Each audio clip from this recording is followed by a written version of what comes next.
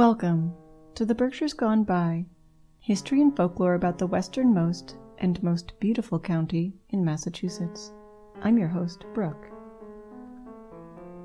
We love the Berkshires. That is known. But our history overlaps with that of the areas around us, just as their history overlaps into our lovely county. So today, let's embark on a road trip just up the way to Bennington, Vermont.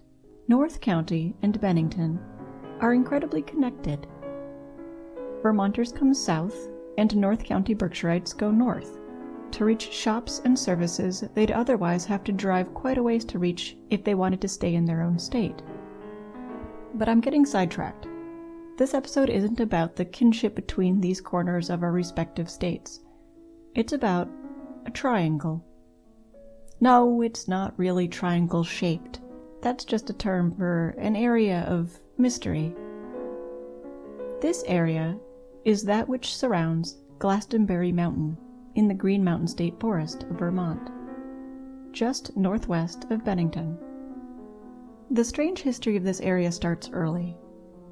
It is said that Native Americans, the Abenaki, of this area stayed away from the mountain, claiming that it was inhabited by the legendary Thunderbird that was said to be so large that it could carry people away.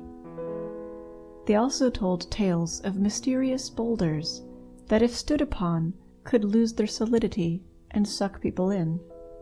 They claimed that ill fates befell those who tried to live there, and they themselves avoided the area. The area was thinly settled despite this after the town of Glastonbury was chartered by New Hampshire in 1761. This is during a time when New York and New Hampshire were both trying to claim Vermont as their own.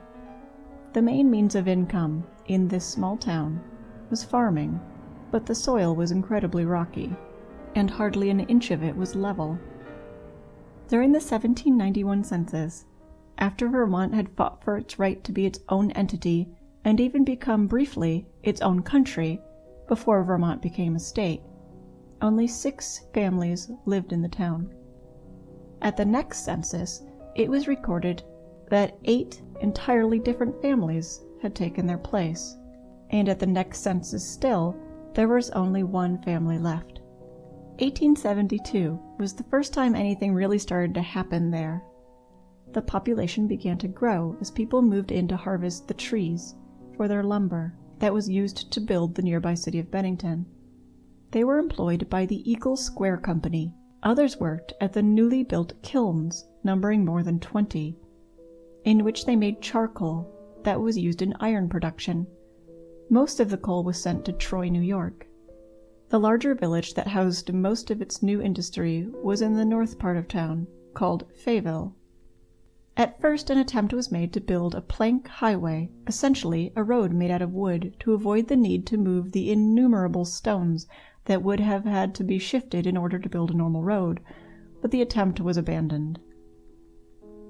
A trolley line was installed instead, to move people and products in and out of the growing village, but there still wasn't a single road that led into town. The trolley was the only way, if people didn't feel like walking the narrow trails, of entering the village. But the trolley line wasn't even thought possible before the village just threw up its hands and built it anyway. It was almost a miracle that it worked at all. Somehow the metal wheels running on metal tracks were able to keep from slipping as it ascended and descended the slopes that could suddenly jump 250 feet in elevation. But it takes a long time for a tree to grow big enough to be used.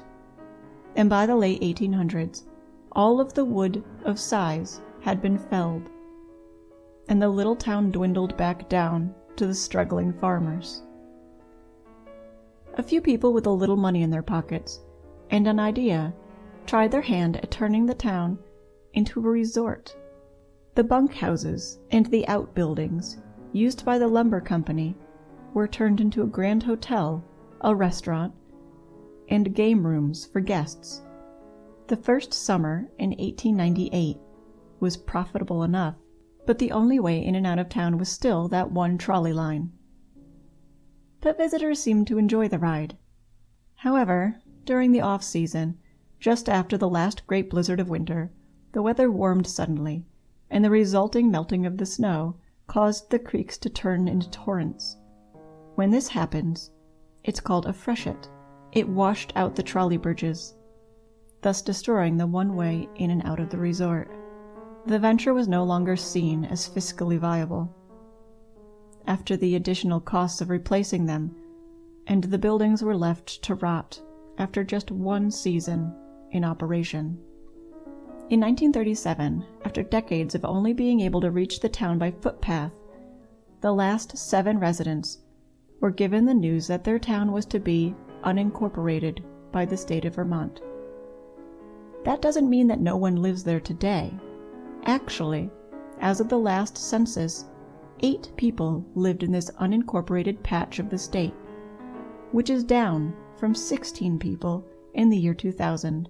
Not to be overlooked, and definitely part of this area, is the next town east, Somerset. There was a village there too that sprouted up for the same reasons. 62 people moved to this town after it was granted to them. It struggled at first, but then went through the same changes when logging began. The village swelled in population. Some loggers brought their families, who needed a little school, which is still up there today. But it was mostly an industry town that attracted people looking for work and money, not family. So the employees tended to be rough, tough men who'd float from one job to the next as the industrial nature of the area changed.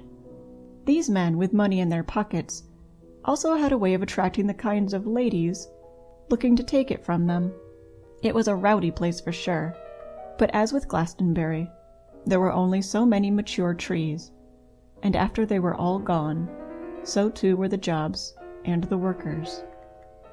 The town dried up in a hurry, and was unincorporated in 1937, along with its neighbor to the west.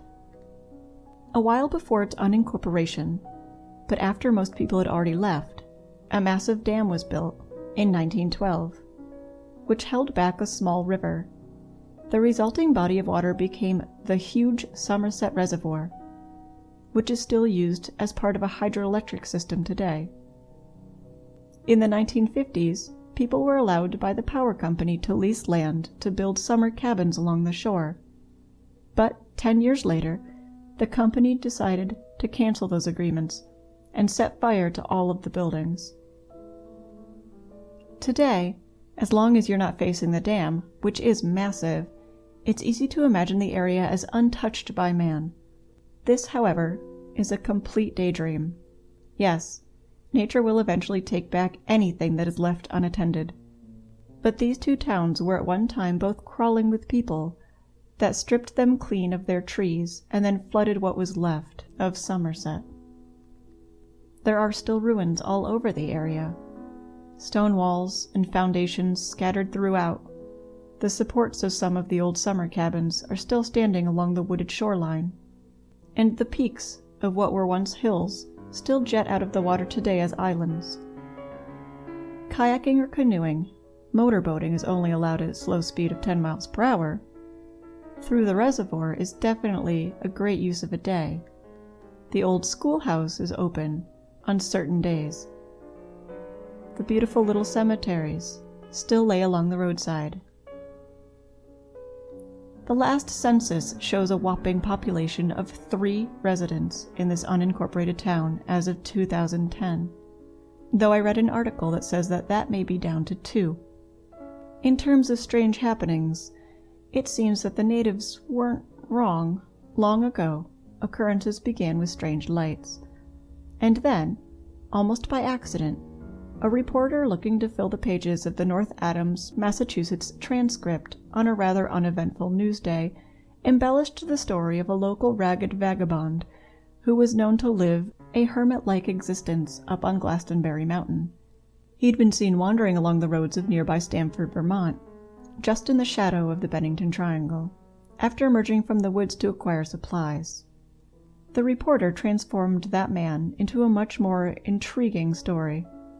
The reporter transformed the sighting of this man into a much more intriguing story of a crazed wild man out on the prowl by night, for anyone he might catch unaware. Local locksmiths quickly sold out of deadbolts, but people also began showing up at his office with stories of another wild man.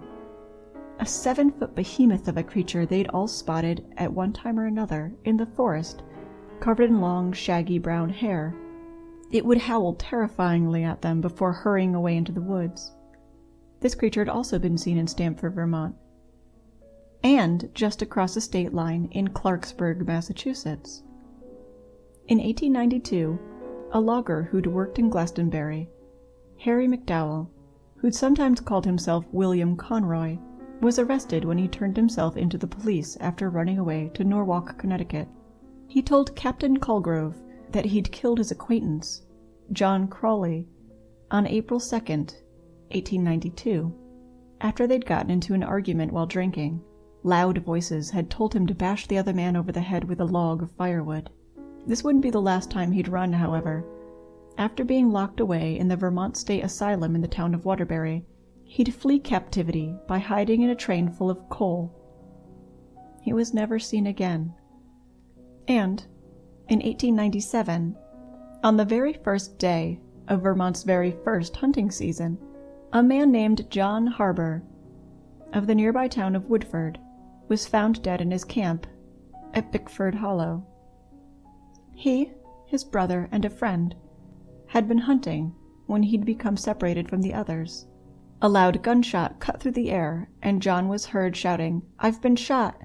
His brother and friend ran to find him, but despite their supposed close proximity, they'd been within shouting distance after all. They were unable to locate him until 11 a.m. the next day, and he was dead.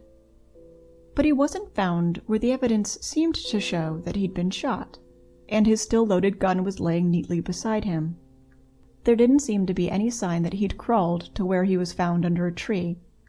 It was like someone had carefully set him there, maybe even to hide him under a low hemlock bough, without leaving any trace of blood. The case was never solved, and no one ever admitted to the killing. A long while passed, and then came another sudden string of unexplained happenings, one after another, in a few short years. The first of these curious events happened when a 74-year-old hunter named Matty Rivers vanished without a trace in 1945. He'd been a hunter his whole life, and on this day was hunting in a place called Hell Hollow, of course. He was acting as a guide to a group of 4. When he got ahead of the rest, he had rounded a bend in a trail and was briefly out of sight of the others. But when the rest of his group rounded that same bend, they didn't see him there, or up ahead. Concerned, they rushed forward to see if he'd simply gotten even further along the trail, but he wasn't up there either. He wasn't there at all. Despite a massive search, all that was ever found of him was a single rifle cartridge by a stream near the Long Trail, not far from Route 9. For those of you who don't know, the Long Trail is a hiking trail. It is the oldest long-distance trail in the country, having been constructed in 1910. It runs the entire length of the state of Vermont, north and south, and is 272 miles long.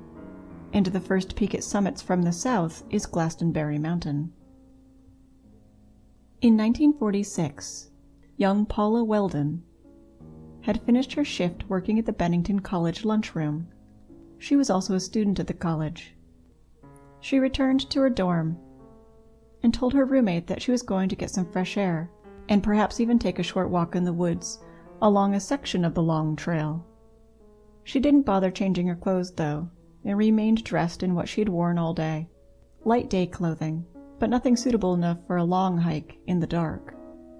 So when it became dark, her roommate became concerned. When it became known that she was missing, witnesses began to come forward to say where they'd last seen her. Ernest Whitman, who worked for the Bennington Banner, claimed that she asked him for directions the day she'd vanished. And an elderly couple said that they'd seen her on the Long Trail and that they'd followed her a while. But, as with what happened to Mitty Rivers, they had witnessed her turn along a bend, but upon reaching it themselves, found that she was gone. her father rushed up from Williamstown, Massachusetts, and a huge search was launched. It was the first time a helicopter was ever used to look for a missing person in the state of Vermont. As the days stretched on, people began to speculate that she'd run off with a boy, but her roommate, who she'd been close to, swore that Paula didn't have a boyfriend. Despite the $5,000 reward, no more was ever discovered. It was because of this event that the Vermont State Police were formed. Years later, police made an arrest, but it was for assault and robbery. However, the suspect was carrying clippings from a local paper in his pocket. The articles were about Paula's disappearance. They dug into his background and tried to figure out where he would have been the day that she went missing. But the possible leads went nowhere. 3 years later to the day, James Tetford was next, in 1949. He was a veteran who suffered some minor ailments and loneliness after 2 tours of duty and fighting in World War II. That necessitated his living at the Bennington Soldiers' Home. But his family lived nearby, in St. Albans. When it was time for him to head back to the Soldiers' Home, after a few days' visit, he grabbed his overnight bag and hopped on the local bus. 14 witnesses swore that he was sitting in his seat at the stop before. One even said he'd seen Tetford talking through the bus window to somebody Tetford recognized at the last stop. But one stop later, the one where Tetford would have gotten off the bus, he was suddenly absent from his seat. His bags were still there, as well was an open bus schedule, but not Tetford. But nobody had seen him get off. He couldn't have gotten off. The bus was in motion. But he was gone nonetheless. The befuddled bus driver scratched his head and brought Tetford's things to the lost and found at the bus depot after his shift. But Tetford never came to claim them. It took a few days for the Soldiers' Home to realize he was missing. They'd assumed that he had chosen to stay with his family a few extra days. When they called his family to see when he was coming back, they were startled to discover that he'd been unaccounted for days, and when a search was attempted, it was found hopeless due to a recent snowstorm. This wasn't the first strange disappearance the Tetford family had suffered.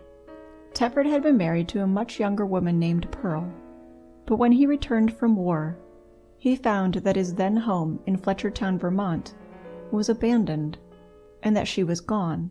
Everything was still in it, and last anyone had seen of Pearl was when she was seen walking to the local Amoco store. They were both never seen or heard from again.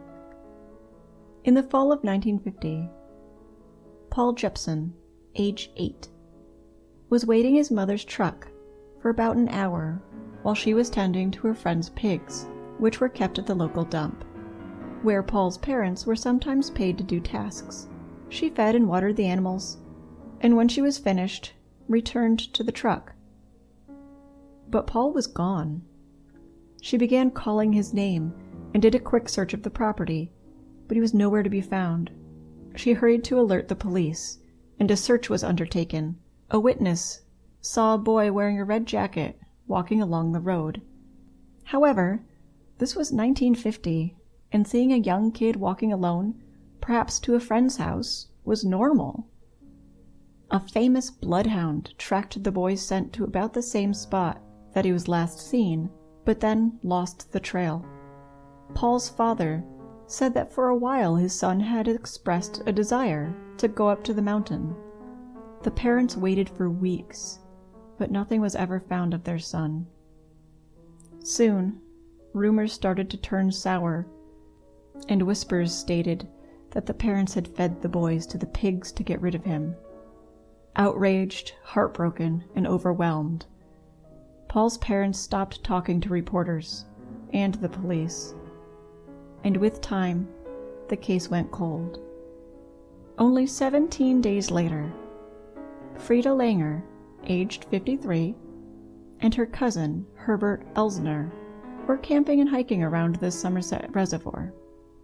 Early into the hike, Frida slipped and fell into a muddy brook.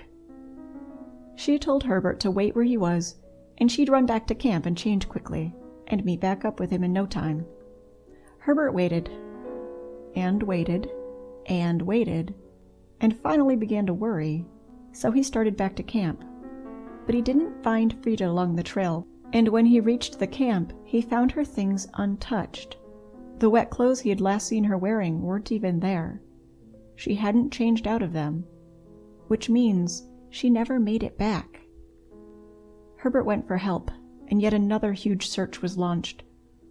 300 people took part in 2 separate searches. There's a difference in this case, however. Long after the search was abandoned, 7 months later, a hiker found Frida's body laying in an open area, near the reservoir, that had already been thoroughly searched months before.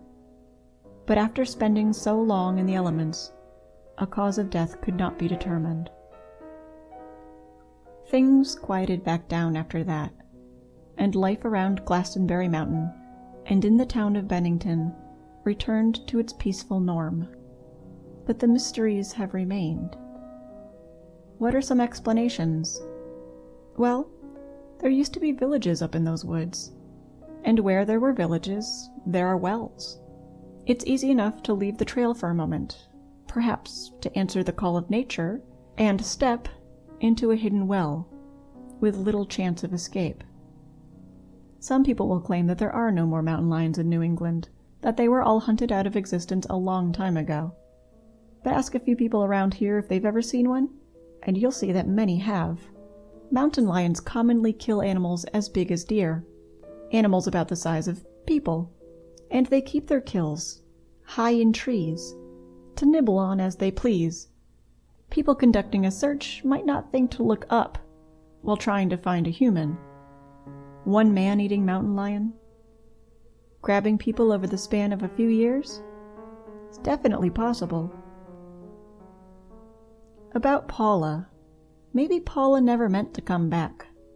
Maybe she wandered into the woods to do herself in. Nobody thought she was depressed. But suicide can be surprising. Maybe she was kidnapped. Maybe Paul Jepson was too. It's not like that hadn't happened before.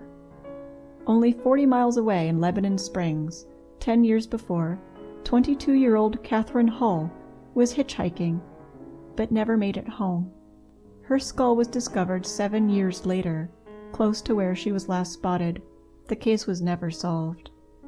And in 1952, a girl called Connie Smith vanished from a summer camp in the town of Lakeville, Connecticut, 70 miles away. She was just 10 years old. A few people came forward and said that they'd seen her trying to hitchhike along a nearby roadway, but she was never seen again. A serial killer? Working over decades? Perhaps. Or alien abduction? Could the Thunderbirds just have been the Native Americans' way of explaining away UFOs? I admit to being more of a Scully than a Mulder, but I do enjoy a good touch of the supernatural. I'm not sure these cases need to resort to the farther-fetched sort of explanation, however. And we may just have to accept that we might never get any explanation at all. Not for any of it. This has been The Berkshires Gone By. Created, written, directed, and read by myself, Brooke Renier, and co-produced by Deanna Garner. If you'd like to find more episodes and images related to our topics, check out our Facebook page. You can also find episodes on YouTube, or visit our website at www.theberkshiresgoneby.com. We hope you'll join us for our next episode. Thanks for listening.